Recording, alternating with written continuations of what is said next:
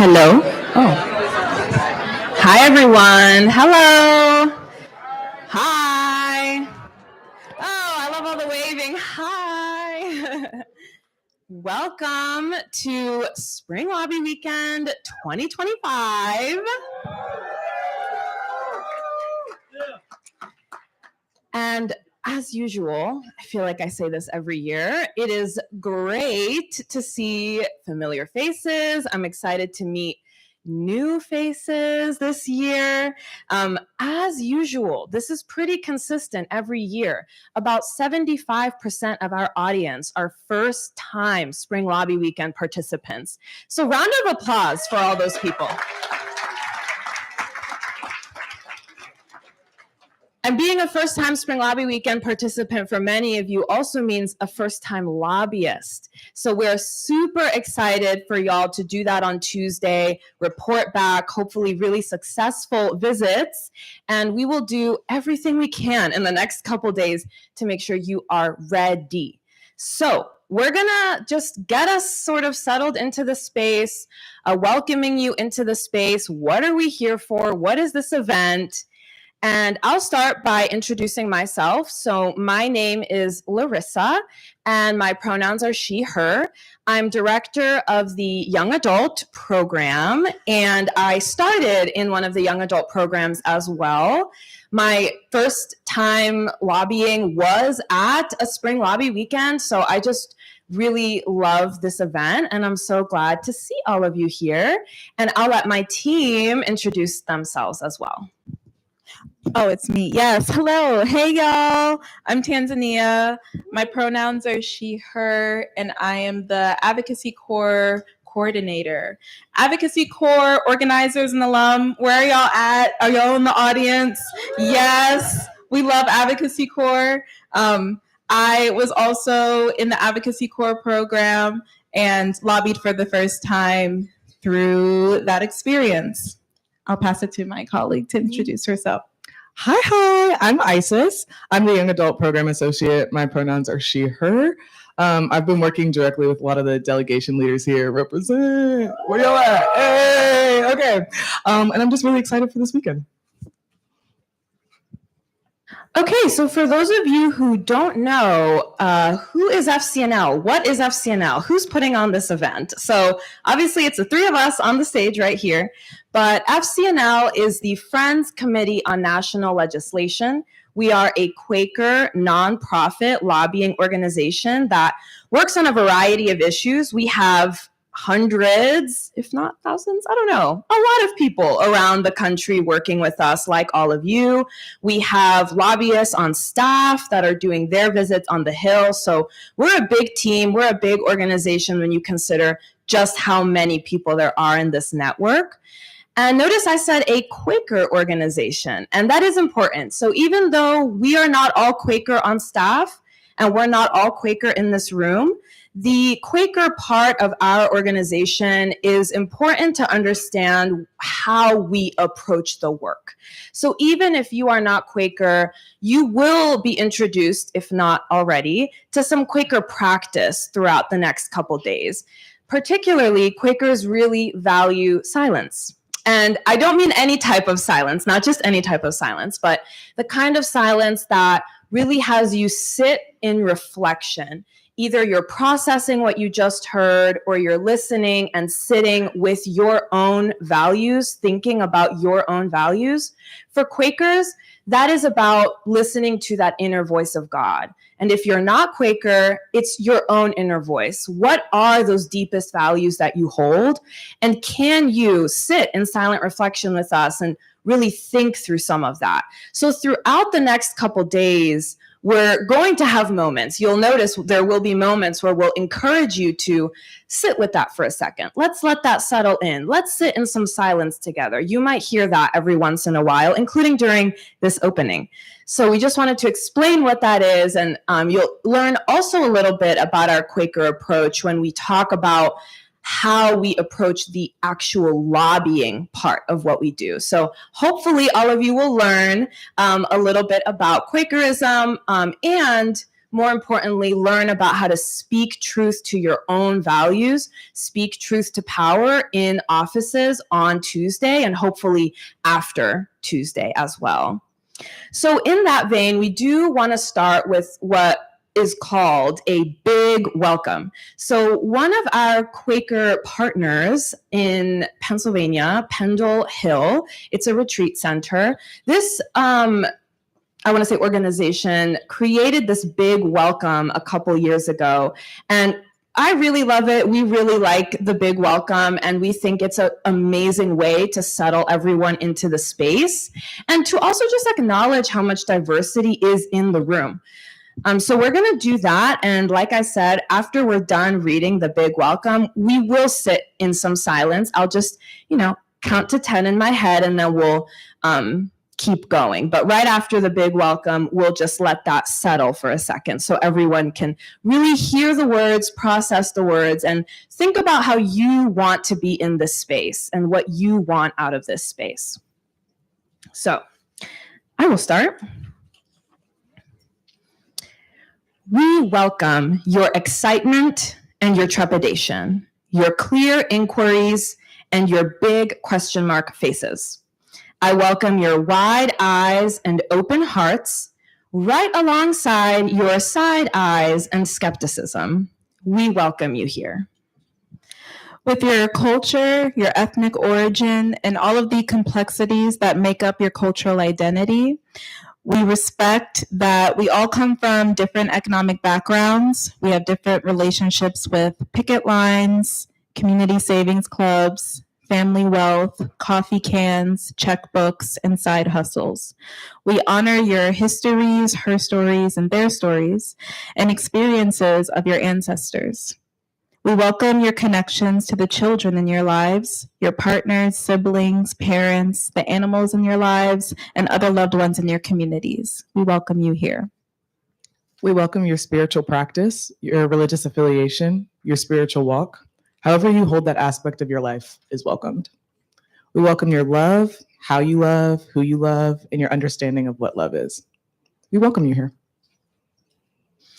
We welcome you in all of the ways your sexuality has and is unfolding. We welcome you in all of the ways your gender has and is unfolding. We welcome you here. With your ignorance, privilege, grief, guilt, and shame, with your pride, resilience, consciousness, and spirit, we celebrate your sovereignty and liberation because, as Aboriginal activist from Queensland said, yours is bound up with mine. Join me in experiencing discomfort and thinking radically, digging deep and rising up, rooting down and dreaming big. We invite you to grow, to explore. We welcome you here. We welcome your quirks and ambiguities. We welcome your humor and silent contemplation. We welcome the parts of yourself that you're still figuring out. We welcome you in your roles as learners, activists, helpers, feelers, intuitives, parents, caretakers, students, farmers, artists, change makers, magicians, educators, and warriors. We welcome you here. We welcome you at whatever level of mental and physical wellness you are currently functioning. We welcome your introversion and your extroversion. We welcome all of the experiences that led you to this moment. Thank you for surviving. We welcome your wounds and scars. We welcome your emotions. We welcome you here.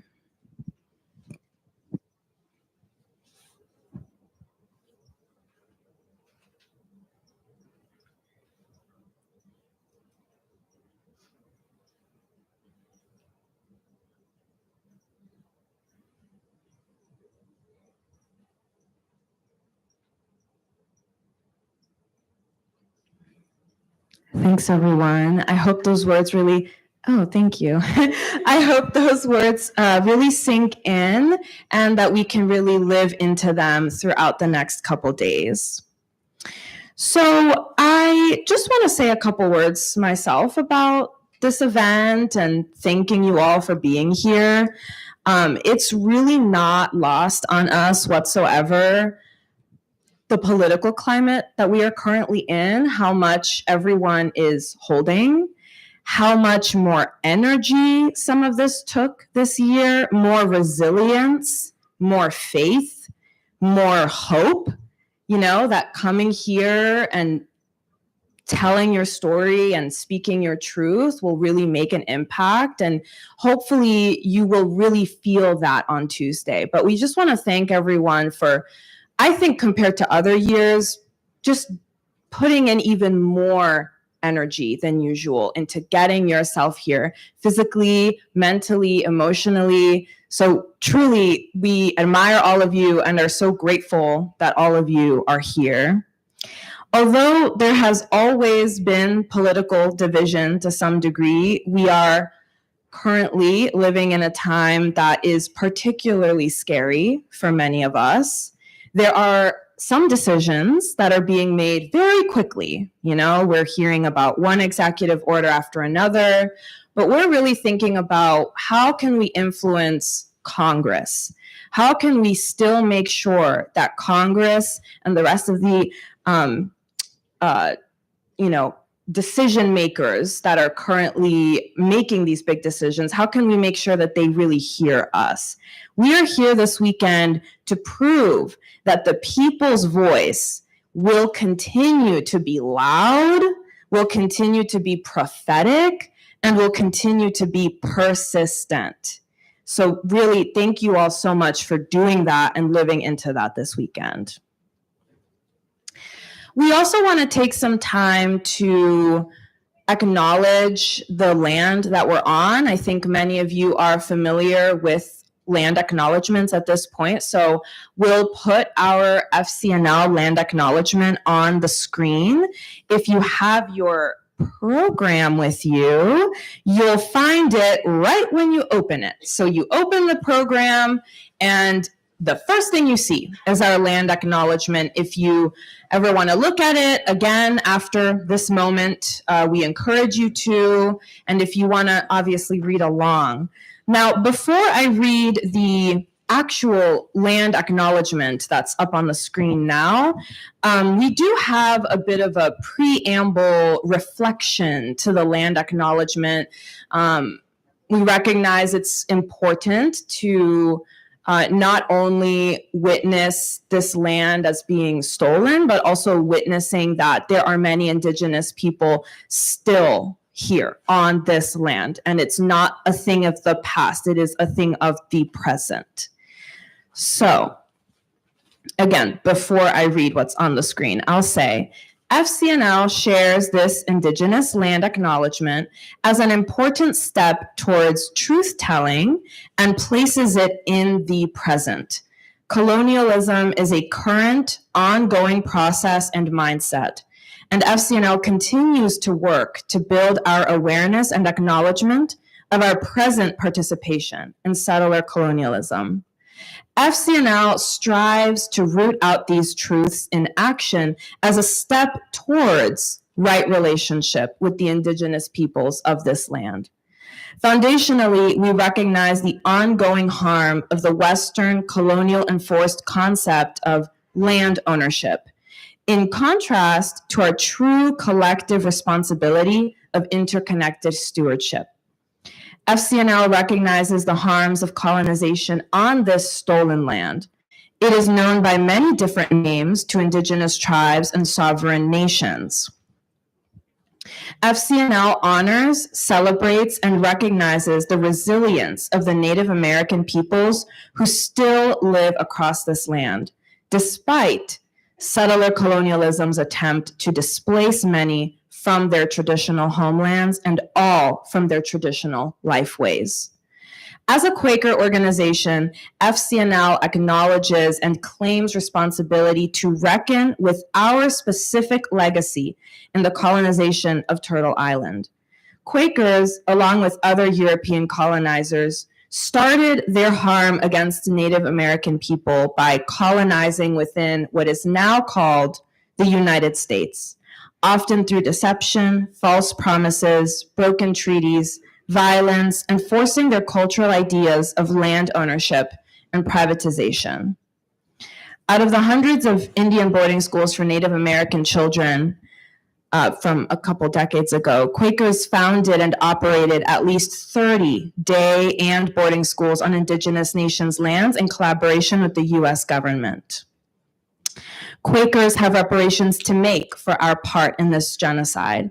As a Quaker organization, FCNL has a unique part to play in reconciling the damage the Religious Society of Friends committed to Native American peoples, damage that lives on today. FCNL will continue its collaboration with Native American organizations to lobby Congress and the administration for investments in Indian country, policy changes to benefit Native American communities, and respect for tribal sovereignty. FCNL believes in a future where Native peoples and the U.S. are in right relationship with one another. We have much to learn and mutually gain through partnering with Native American-led organizations and actions.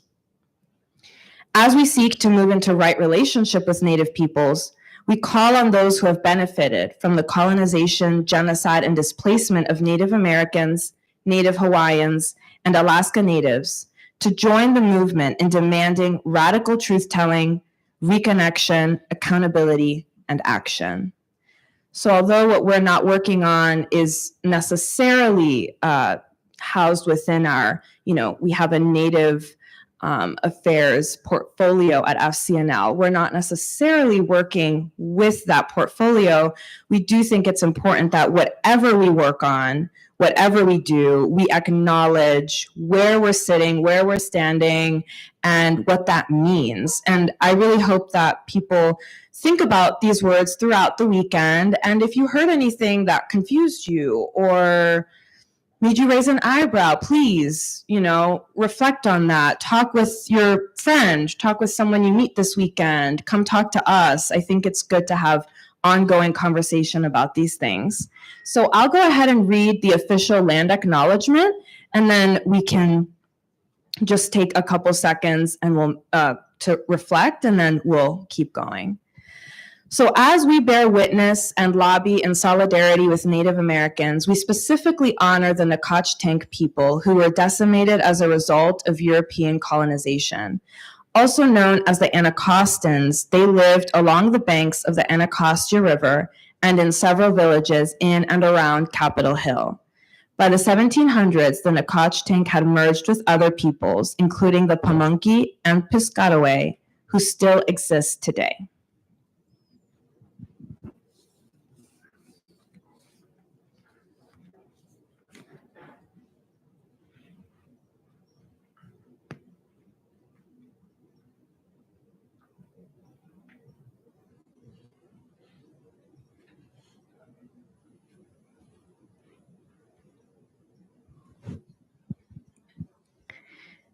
Okay, thanks everyone. So we have said a lot from the stage, and we want to hear from all of you now a little bit. And there will be opportunities throughout the weekend to ask questions, tell your story, give your own thoughts about the space and what you need. So we at FCNL take it very seriously to have community agreements when we meet like this. No matter how big the group is, we're meeting in community, and we want to make sure that we're showing up in a way that really honors the community around us. And it's important that we don't tell you what that is. Y'all are the community. We are all part of this one community in this room. So we really want to hear from y'all with a question that I'll pose to the group. We'll hear from 3 people. And obviously, if you need a second to just think about how you would respond, please take that second. You'll raise your hand if you do want to share. And we have some people with mics that will come to you with a microphone, and you can stand, give your name, what group you're part of, and then go ahead and answer the question. So our question for the group is, how do you want this community to convene this weekend? What do you think is important for this community to keep in mind as we're going through this weekend and like I said, sharing stories and sharing opinions, especially considering the diversity in the room. So again, how do you want this community to convene this weekend? Go ahead and raise your hand if you have a thought.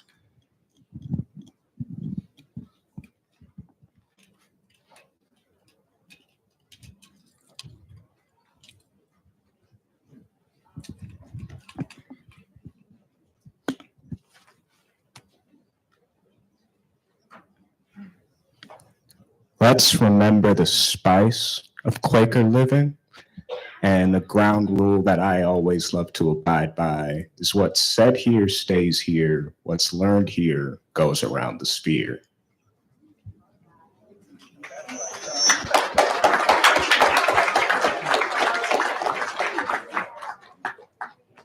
About someone from this side of the room? I see a hand up here. Yes. Yeah, thank you.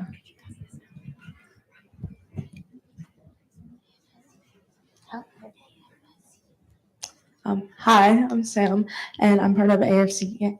I use any pronouns, but I just wanted us to all remember what is the history behind all this? Why are we in this condition? And once we understand how we got here, we can realize how we can move forward and how we can invent change while realizing the works of those that were before us.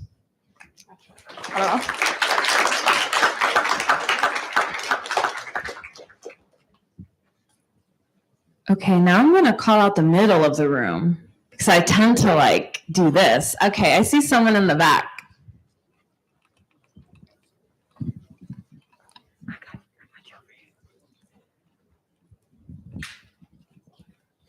United, the people will never be defeated, is what I want to say. And I want us to remember that when we fight, when we come together. Oh, hold on. My name is Charles Allen. Let's try that. I represent Michigan United. When we fight and we come together and we actually listen to each other, we win. When we listen, because we have to hear what everybody needs to feel. And I believe us coming together is the strongest signal of strength right now, is to see all of this. Man, it's so diverse in here and it's beautiful. And I know that we can actually get our vision, our morals, our values on the platform with this kind of fight. So remember that this weekend.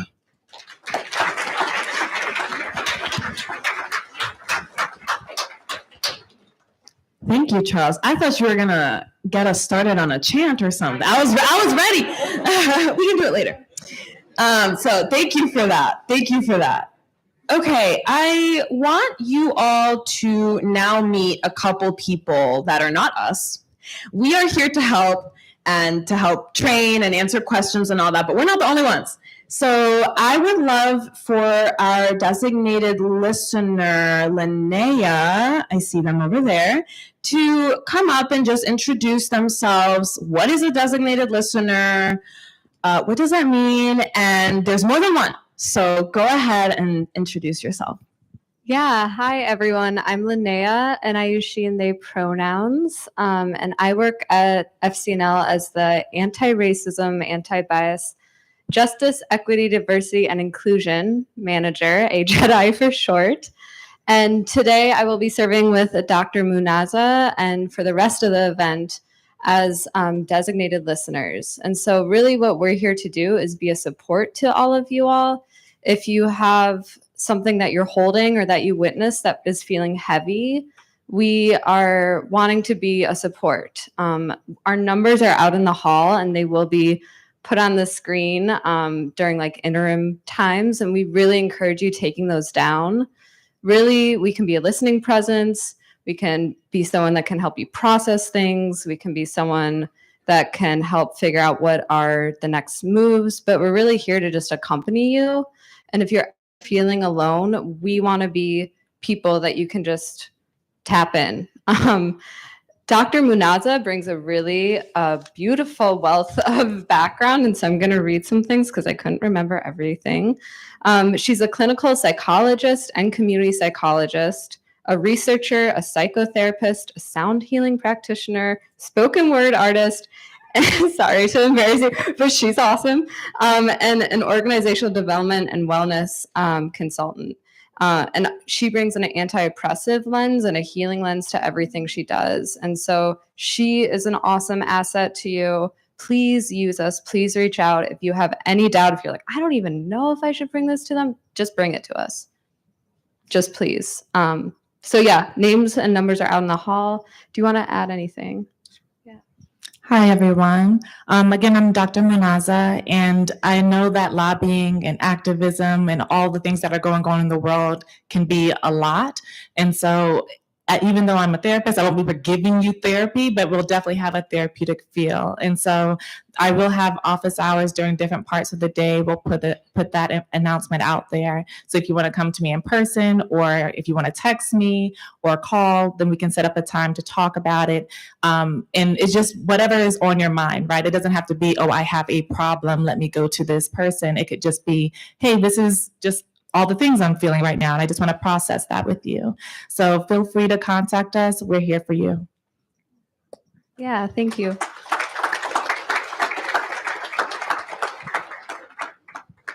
Thank you. And yes, I forgot to ask if the names and numbers could be up on the screen. So like they said, please feel free to write these down. Don't hesitate to reach out. We really want everyone to feel comfortable, confident. We want you to feel supported.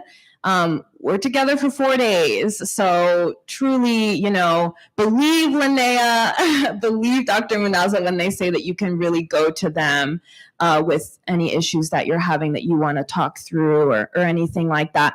And then another person you should know is Justin Hurdle, who's over there. Can you just wave? Yeah, big round of applause for Justin, please. So Justin is our lobby visit extraordinaire, lobby visit scheduler expert. I don't know, I should have come up with a better title for you. But the point is that if you have any question about your lobby visit, like, oh my gosh, I'm going by myself on this visit. What do I do? Oh my gosh, I lost one of my pieces of paper that you gave me. Oh my gosh, I don't remember when I'm supposed to be lobbying. Justin is your man. And there is a lobby questions table, like right outside, and that's where he'll be most of the time, unless you have to run around for some reason.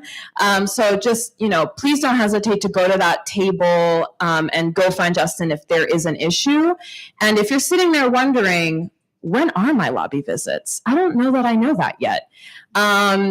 You can pick up your assignments tomorrow morning. So that table that I just mentioned, that man over there, Justin, he will have your assignments for you tomorrow morning, and you can go pick those up before you kind of settle in for programming.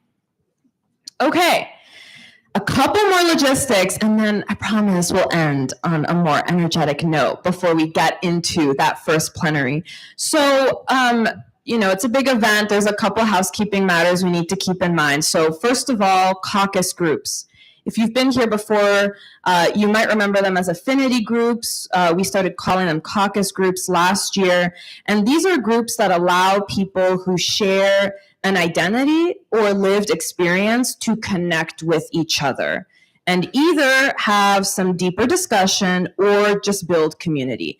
These are not spaces to go learn about an identity that you don't hold. This is to go meet other people that are within your identity or your lived experience. There's more information about those groups and their locations out there at the registration desk. And I just want to shout out the people who've already volunteered to lead some of those groups. So thank you so much for doing that. And those groups are people of color, low income / first gen, LGBTQIA+, immigrant experience, either personal or familial, and then there's a white accountability group.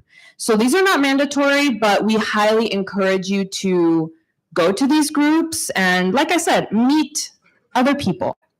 Second, there are gender-neutral restrooms just down the hall from here to the left of this main ballroom. And if there's any confusion about where those are, if there's a question, please go to Linnea or Dr. Munaza about that.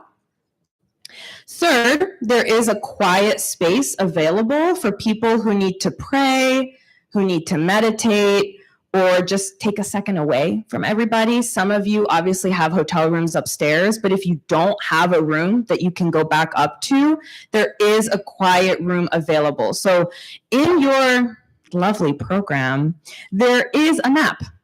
And if you go to that map, you'll notice there are rooms called Monroe 1 and 2. You can't see this. I don't know why I'm holding it up, but you can kind of see. This is what the map looks like. And so you'll notice that one of the rooms is labeled quiet room with a little emoji going like this. Because regardless of what you need the room for, the main logistic is that it needs to be a quiet room. So please respect that space and use it as you need. And then a couple quick things I'll just go through very quickly here. So social media, please take pictures or videos, TikToks, whatever you want, and tag us. You'll find our social media handles on the first page of the program. Please also mask when you are in this main ballroom. Unfortunately, there are still people testing positive for COVID out there. There's more sicknesses going around now. So we just want to really respect everyone's health, safety while they're in the room. I love all the shuffling to get masks out. Thank you, group in the front. Obviously, we're not wearing masks because if you're on the stage or if you're speaking, you should go ahead and take it off if you want. But in this main ballroom, when all of us are kind of like stuffed in here together, please keep your mask on. And then finally, there will be a lot of announcements throughout the event. I'm gonna come up on this stage, I was telling them, with all my papers and definitely be given announcements like every couple hours, if not right at the end of the day. Please, please, please be present for those announcements. They're usually pretty important logistics for the next day, changes that might have had to happen. Announcements will also be available online at 8 o'clock every night. So if you go to that like first or second page of the program, you'll notice there's a page that has 3 QR codes on it. Those 3 QR codes are for 3 different reasons, but one of the QR codes is for announcements. So 8:30 every night, please go ahead and scan that QR code and look at what those announcements are, or you might miss something. We really want everyone to like be totally up to date with what's going on with the event. Okay, a lot of housekeeping, a lot of logistics, but thank you all for hearing all of that and just doing what you can to be present in this space, to respect the people around you, to be curious. We're gonna be learning a lot and telling a lot of stories, so I'm really looking forward to all that time. But at this point, before we start with the first educational session, we do want just a little bit more energy in the room. We want people introducing themselves in the room, who's here. So we're gonna start by asking everybody, can you please raise your hand if this is your first Spring Lobby weekend? Yeah.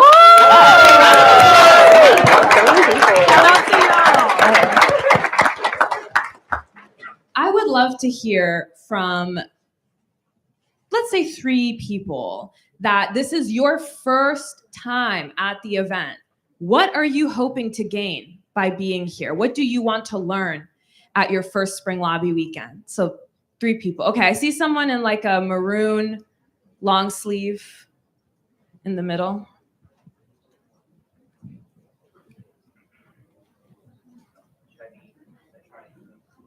Oh, okay. I think you need to turn your mic on. How do you turn the mic on? I heard it clear. Hello? Okay, this mic does. All right, there it is. I just had to turn on and off. So, I guess the thing that I'm going to be airing is I don't really have much expectations to go through this, but what is sort of the gist of what we're going to be doing? Are we going to be providing, going to deliver a message to go up to senators and like, hey, excuse me, Senator, but I think that it is very important that we stand up, that we don't allow Elon to cut away at our social safety nets. Is that sort of what we're doing? We're going to be like, hey, here's a bunch of things that from our constituents that they wouldn't really like if you did this. So I think, is that sort of thing what you're going to be doing? Can you say your name and what group you're part of? I'm Callan Gregory Urban, and I'm a part of the part of Gettysburg College. Okay, welcome Gettysburg College. So yes, you are totally on the right track. We will be speaking to our senators, our representatives, most likely staff that works in those offices. And we will be asking them to, you'll notice it at the very front of the program, protect Medicaid and SNAP. So you mentioned the social safety net. That is what we're going to be lobbying for. Exactly. I was sort of referring to SNAP. All right. Thank you. Have a nice day, everybody. Thank you. All right. Is there anyone first timer on the left side of the room? Oh, there's someone in the very back with like a red maroon. Hi, my name is Sean, and I'm here with University of Mount Union in Ohio. And I guess my biggest reason for coming is that I've lived in DC for a very long time, and so I'm kind of familiar, but I've never actually been to Capitol Hill. Been around it, never actually been inside. So this is going to be pretty interesting. And I guess, lobbying kind of has this perception, especially now, of being a like legal bribery kind of thing. So it's kind of interesting to get to see how it's supposed to be done. Like us, the people, trying to, talk to our Congress people to do things that actually help little people, and their constituents. So I guess, that's kind of why I'm here, is to, see how it's supposed to be done. So.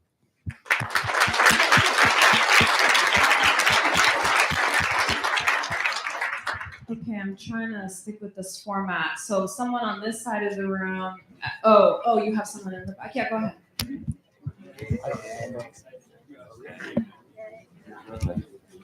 Oh, should I take my mask off? Okay. Hi, my name is Caden from Baltimore. I'm with Sutton Scholar Group. And I guess the reason why I'm here to help advocate for Medicare and SNAP, especially for families that's underprivileged and rely on it. That's good. Yeah, I can stop.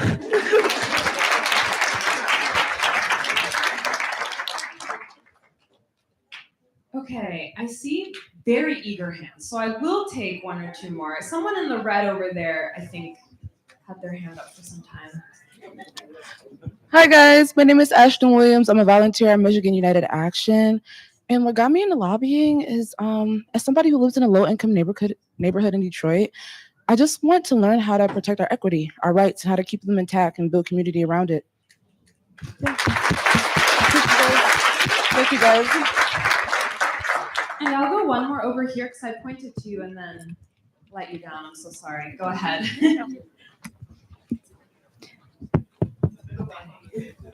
Hi, everybody. My name is Azaria, and I am with Washington State University. The University of Washington. I'm sorry. No, they messed up our name tag, so we're University of Washington.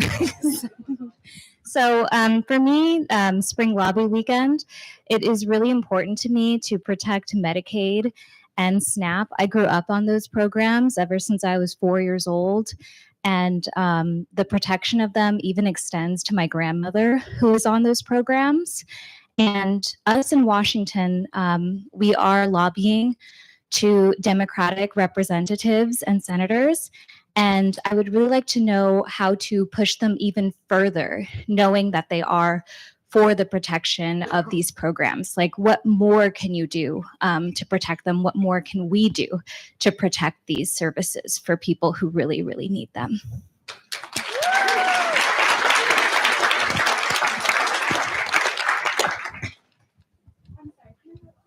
Okay, we'll take one last one because someone's pointing. I'm so sorry. Hi, I'm Stacy from Dallas. I'm with the South Dallas group.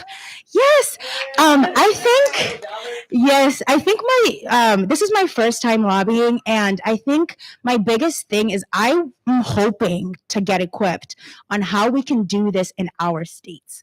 Like, not just here in DC. I want to know, like, how can we go in our own local governments and, like, fight for these as well. So that's really what I'm hoping to learn from this.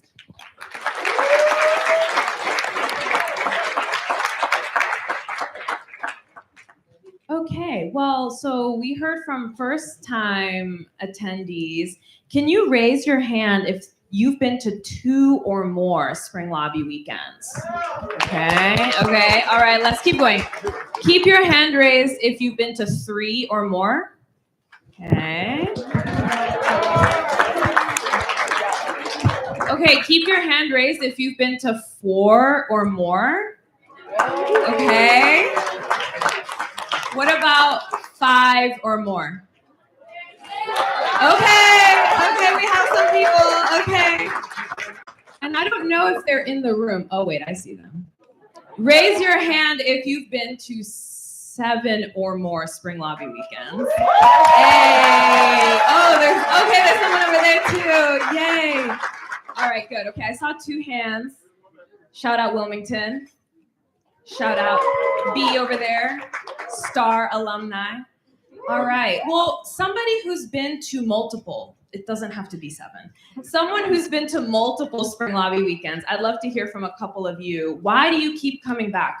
Why have you done more than one Spring Lobby weekend? Yeah, Sarah right there. Mm-hmm.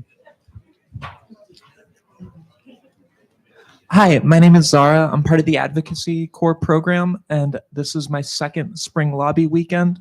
I think this is a really important time to impress that we're all still here.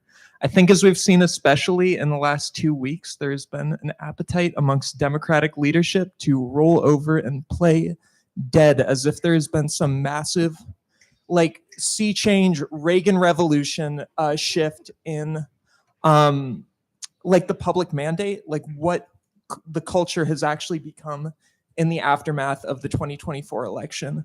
And yes, that was a really shameful and embarrassing loss on the Democrats' parts, but not by the kind of numbers that people are imagining. People still want the same things for the same reasons. They want the same kind of basic assurances about safety for their neighbors, about the ability to afford a decent standard of living, things that people were already struggling to access in the lead up to this election and now are under constant threat.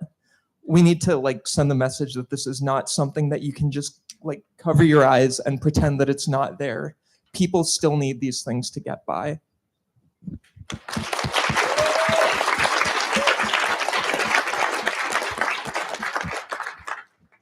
Okay, I see someone in the back there. Yeah, exactly. Thanks, Ellie.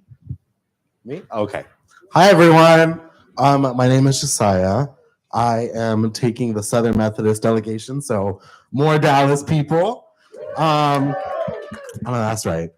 This is my 2nd year doing Spring Lobby Weekend. I went last year, and it was very much just kind of like brought to me by one of my friends who were like, hey, I think you'd really enjoy this. And obviously I did, because here I am doing it again, right? But I think for this one specifically, what matters to me is just being from Texas, being from a bigger city in Texas. I think that we see a lot of sides of Texas and Dallas that other people don't.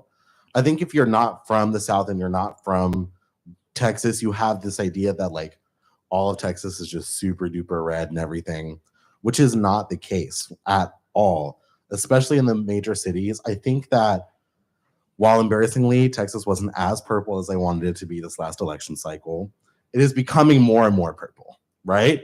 The younger generation, waves of immigration coming into Texas, people want change in Texas. And I think the only reason that our majorly conservative lawmakers have been able to persist and do the things that they do is because they believe that there is no threat to the status quo. They believe that people enjoy this and that is what the majority of people would like. But we're just trying to represent that Texas is changing. We want these things. We want our our social safety networks. We want to ensure that we can provide food to our children, to our families. We want healthcare and all these things. So yeah, we're just trying to make our voices heard and know that we deserve these things. It's part of our rights, and we're not just going to lay down and be silent.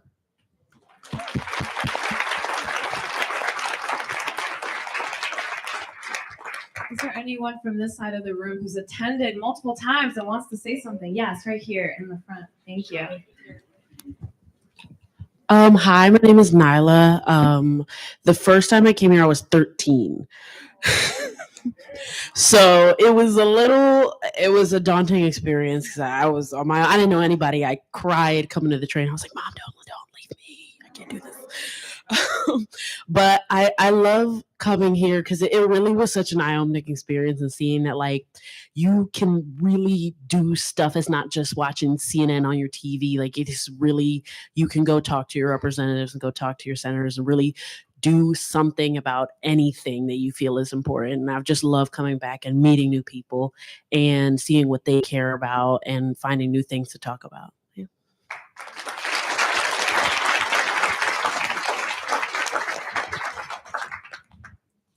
Anyone else want to share? Okay, there's a hand over here.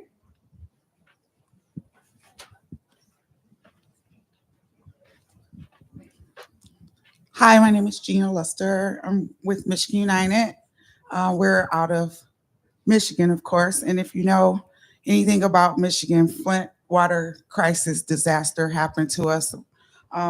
We're actually preparing for our 11th anniversary of the switch of the water, which is my daughter. She's somewhere here. I've been dragging her here for the past 3 years.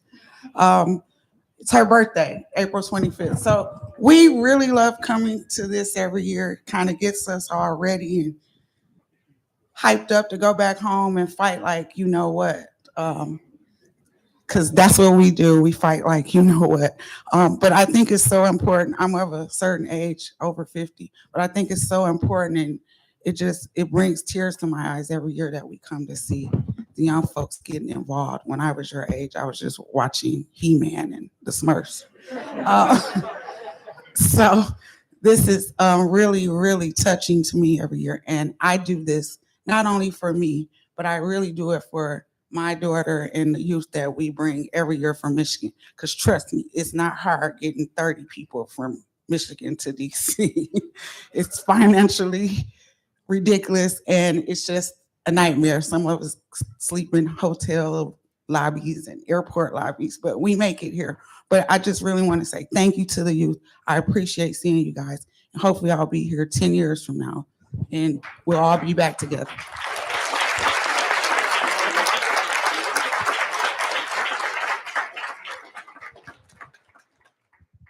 Okay, thanks everyone. So we are 9 minutes away from our first plenary, and that plenary will have some expert speakers on what is SNAP, if you don't already know, what is Medicaid, or if you already know, you'll probably get even more details about what is SNAP, what is Medicaid, what are their impacts, and why would it be so detrimental to lose SNAP and Medicaid as is being suggested right now in Congress to really, cut those programs. And I kind of want to riff a little bit off of what Sarah said, actually. The fact that, regardless of how you identify, regardless of where you land politically, I think we're in such a strange time where, like you said, Sarah, everyone needs to come together to make sure that we are pushing back on major changes that would impact tens of millions of people.